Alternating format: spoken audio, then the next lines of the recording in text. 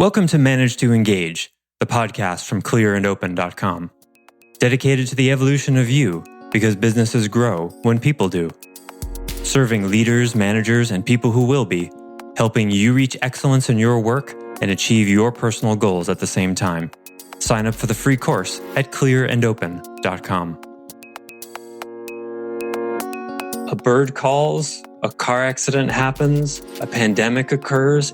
In one way, it's all the same thing. That's the nothing level of reality. In the ego level of reality, 500 million people dying is a bigger deal than a bird song. But in the nothing level of reality, they're the same. Hi, it's Joseph, and thanks for tuning in to Manage to Engage, the podcast from clearandopen.com. A fair warning before going into this episode, it starts on a fairly emotional beat, and it might be a little triggering for anyone who's overwhelmed by feelings of grief or loss. However, if that's okay with you, I think hearing the participant on this coaching call walk through her feelings can also be a healing experience that helps you process those emotions, as we discussed in the last episode. This experience of working through grief also serves as a microcosm of the spiritual journey that I first discussed in part 1 of this series, and hearing that process should help anyone who's committed to spiritual evolution. I offer weekly member webcasts, online courses, and mentorship at clearandopen.com because it's my truth that with the right tools, anyone can solve the people, money, and time problems holding them back in business. And I share part of these webcasts and courses on this show because I want to help you too.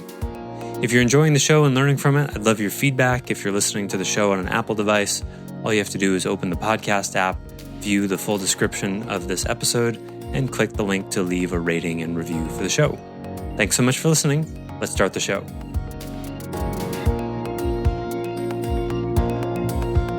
So I feel like I have done really well with that. But I tell you what, man, when it comes to people, like that's where I have not figured that out yet. Say a little bit more, encapsulated in a sentence. When it comes to people, what? I am still, you can tell. The emotion is still really strong. What and is it? The fear of losing them, of being disconnected from them. Because if you're disconnected from people you care about, then what? And there's something in me that feels less. Okay. You lose something if you lose them. Yeah. What is that? I don't know. It feels like pieces of me. Okay. So a part of you feels like pieces of you will be lost if they're lost. Right. Well, I can understand why this part would feel that way, because Maria is really connected up with love. Exactly. And the essence of Maria knows that love that's in you is in all things. But I would be curious for this part when someone, let's say, for example, dies. What happens to the pieces of love in them? Are they lost? Well, that was the thing I shared with you guys, the experience I had recently where I felt a lot of the pieces I felt that I lost, I felt them with me again. When I was meditating. So I know, I don't know, some part of me knows and understands that, and some part of me is like, fuck that, man. Yeah. That's the thing to get. Okay, so one part of you has a story that love can be destroyed.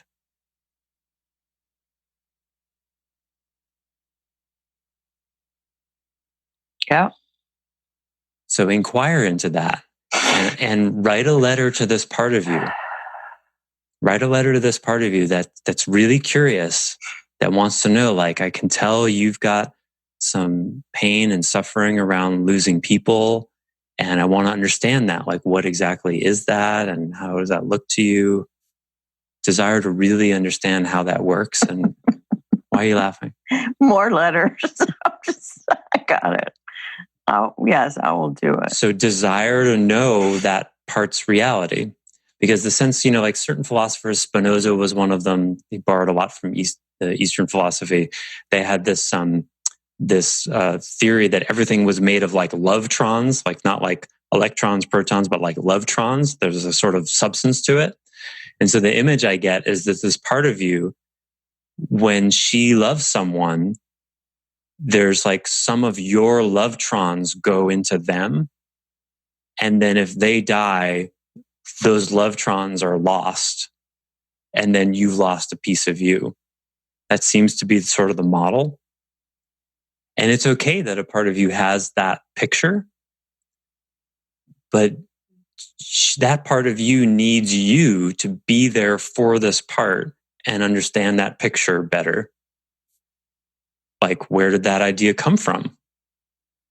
Did she make it up? Did she learn that from someone? Is that her experience?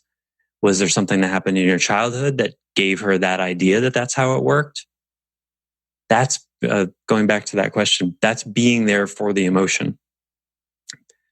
Being like, you're a therapist or a parent for this part, and you're being paid $1 billion a minute for the work. How would you show up if that's how valuable that work was? That's what they need sometimes. Thank you. Yeah, you're welcome.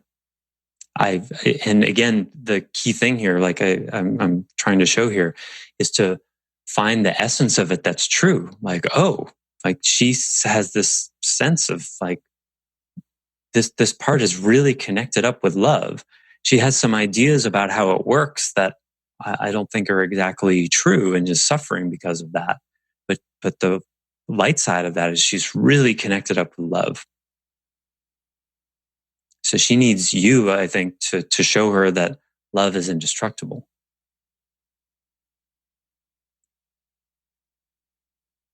Yeah. And I can help you. I think that's related. I think that's related to what I'm feeling with the businesses that I know won't come back in my community. Like, I'm thinking about the bowling alleys, right? So my kiddo's been, he bowls at all the 5 bowling alleys, and everyone who owns them and all the coaches, they've been incredibly kind, and they've been helpful and just amazing. And I think only 2 of them are coming back. So the sorrow that I'm perceiving is the fact that will be gone, right? The connectedness with my son, their help and love, my appreciation for them. Well, the reality is, everything's in transit. They won't always be a bowling coach. They won't always be a general manager of a bowling place that gives my kid free games because he likes how hard he works. People will move on. The love is still there. It just might not be in a bowling alley or a bike shop or a cafe or a restaurant or XYZ, every other place that's going to have tough times. Yeah. So. Yeah. And I want to say more about grief.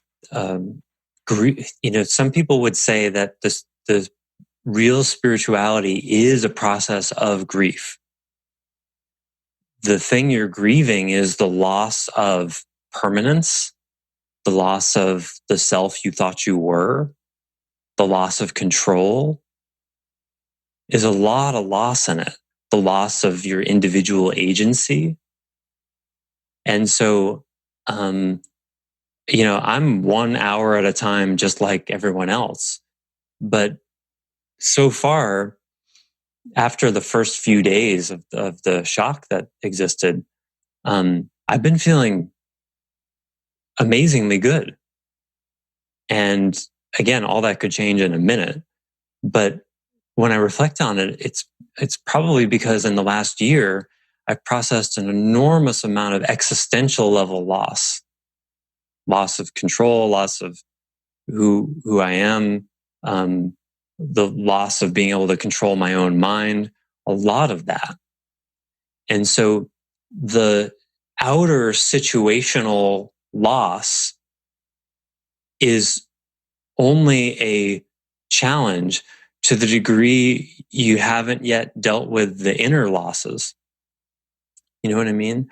In other words, when you've let go significantly at the level of your own ego, you don't have any need for the outer things to stay the same because you've already lost the need for the inner things to stay the same. So a bird calls, a car accident happens, a pandemic occurs. It's in one way, it's all the same thing. That's the nothing level of reality. Nothing is more important than anything else in that level of reality. In the ego level of reality, 500 million people dying is a bigger deal than a bird song. But in the nothing level of reality, they're the same.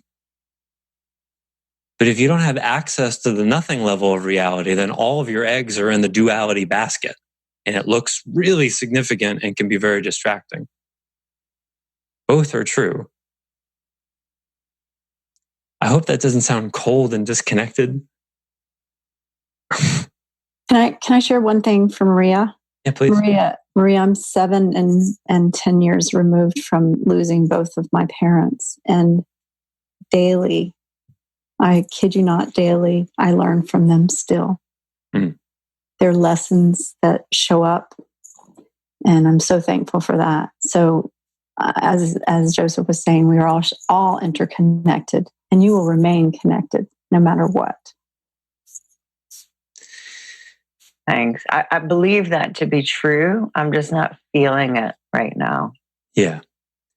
You know, when Ramana Maharshi, the enlightened Indian guy, was dying, some of his disciples were like pleading with him, like, "Don't go yet. You know, don't go. We need you here."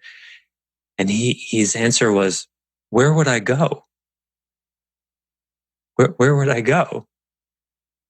In other words, he was so identified with what he called that which is all things, that which is behind all things, that which is not all things. He was so identified with that he didn't see the passing of the mortal version of him. He wasn't identified with that. So in the same way, it's like a parent dying. Well, where would they go? You'll always remember them. You'll always hear their voices. You know, where is that person really? We already know the thoughts that come through their head are not theirs. We already know that. So it's like, where would they go? Their form may change. It's sort of like, you know, you can boil water and turn it into steam. The water's gone. Is it?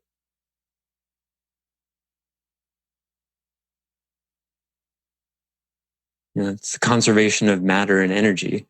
So from the dualistic perspective, it would say it's gone. The person's gone. But in the other 2/3 of reality, they're not.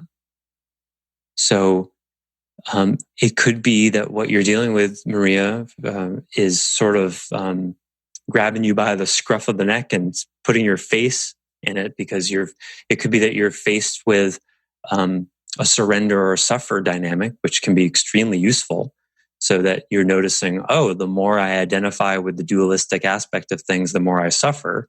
And I understand mentally these other aspects of experiencing things, but I don't really have that experience yet.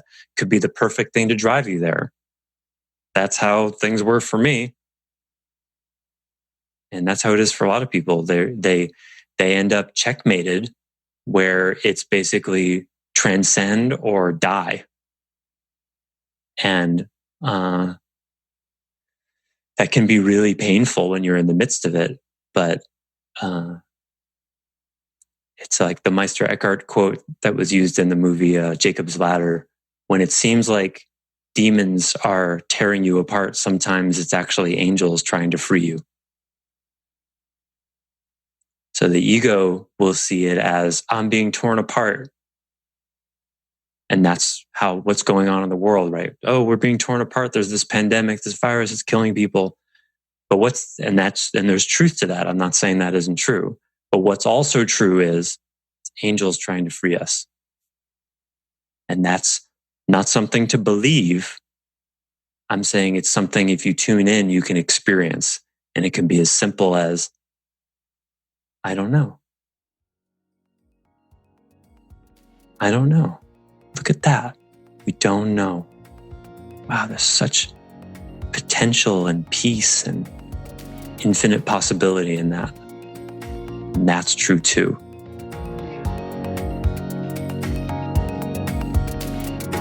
Thanks for listening to Manage to Engage, the Clear and Open podcast. Join us next week when you'll be a little bit closer to who you're destined to be. Until then, know that Clear and Open is dedicated to the evolution of you, because businesses grow when people do. If you want to help the show grow, I'd appreciate you leaving a rating and review on iTunes. All you have to do is open the Apple Podcasts app, view the full description of the episode, and click the link to leave a rating and review. Or you can go to clearandopen.com/review and it will bring you to the right place. If you're looking for more support on your journey, head over to clearandopen.com for even more tools, articles, and free resources. Thanks so much for listening. Bye for now.